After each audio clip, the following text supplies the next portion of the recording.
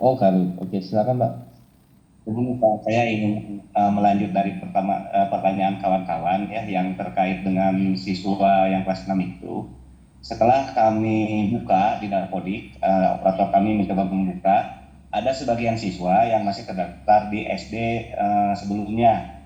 Nah, SD sebelumnya itu tidak mau melepas anak tersebut karena mungkin mereka itu masih meragukan tentang SR ya. Dan alasan mereka meragukan SR itu bisa dipahami juga karena SR belum terakreditasi dan belum melaksanakan ujian, atau dengan kata lain belum bisa mengeluarkan lulusan seperti itu. Nah, apa yang harus kita lakukan mengenai hal itu? Sementara itu, ada juga ketakutan kami, Pak, ketika anak tersebut masih terdaftar di sekolah asal, otomatis anak tersebut itu terdaftar sebagai penerima BOS, Pak ya. Sementara di SR juga itu kita dibiayai oleh pemerintah. Nah, takutnya ada temuan dari BPK dan itu termasuk double counting. Jadi si anak dibiayai di sekolah asal melalui BOS, dan di SR juga dibiayai. Itu yang pertama. Kemudian yang kedua, mengenai tentang kurikulum kita yang menganut meme ya, multi entry dan multi exit.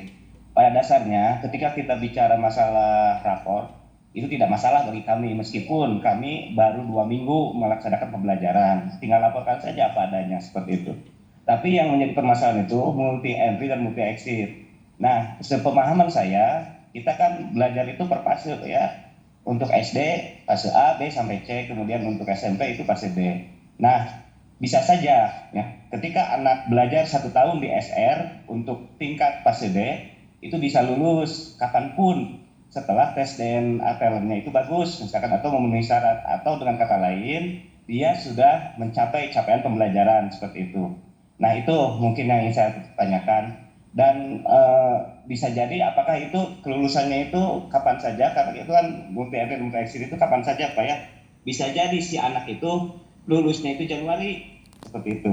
Nah, itu yang ingin ketegasan dari Bapak. Jadi masa rapat itu kami tinggal menunggu format saja, penilaiannya tinggal dimasukkan, dan yakin ibu dan bapak guru di kami itu sudah memiliki penilaian terhadap anak-anak untuk dilaporkan. Seperti itu. Terima kasih. Assalamualaikum warahmatullahi wabarakatuh. Salam, Bro. Jadi gini, sebelum nanti ke Pak Yogi, yang pertama mengenai dapodik, yaitu kembali lagi kepada anaknya ya, Pak ya, karena eh, itu juga tidak diperbolehkan adanya dua pembiayaan, ya kan.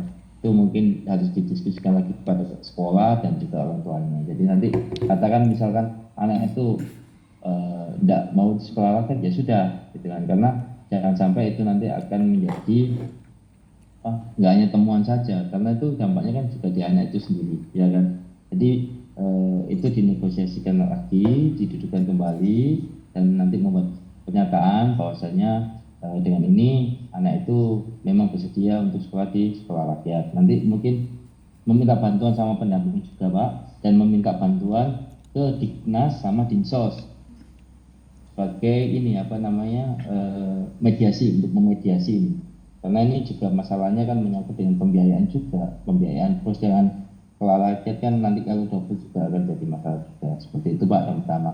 Untuk Dapodik jangan khawatir, Pak, nanti untuk ke depan tetap ada eh, apa transisi, ya kan, masa transisi tetap ada, karena kita tahu bahwasanya eh, tadi sudah saya sebutkan bahwasanya sekolah rakyat ini kan memang sekolah yang baru ya, makanya sistem dan lain sebagainya masih terus dalam proses penyesuaian seperti itu.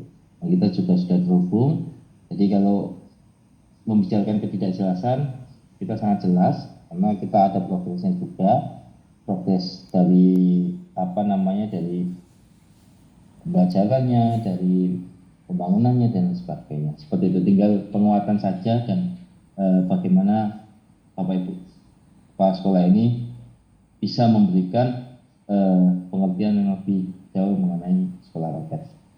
Yang pertama, yang kedua, meme. Nanti mungkin koreksi juga Pak Yogi ya. Jadi bukan berarti meme itu apa, anak bisa masuk kapan saja, bisa keluar kapan saja. Yang mana sifatnya apa, check in check out gitu. Mungkin itu kan juga ada kestabilan sistem, Pak, gitu. Maksudnya itu seperti ini, Pak. Maksudnya adalah ketika anak itu bisa masuk, multi entry-nya itu bisa masuk kapan saja, kapan saat dimana anak ini terakhir sekolah. Ini itu kan mengatasi anak-anak putus sekolah dan tidak sekolah juga, Pak. Misalkan anak ini terakhir sekolah di SD, umurnya udah 12 tahun, dia bisa masuk. Dan di situ ada yang namanya uji penempatan, sesuai dengan capaian pembelajaran dia atau sesuai dengan LPL-nya dia. Seperti itu, Pak. Keluarnya mungkin tidak sama. Bukan keluarnya bisa keluar kapan saja, tapi keluarnya tidak sama. Capaian belajarnya tidak sama.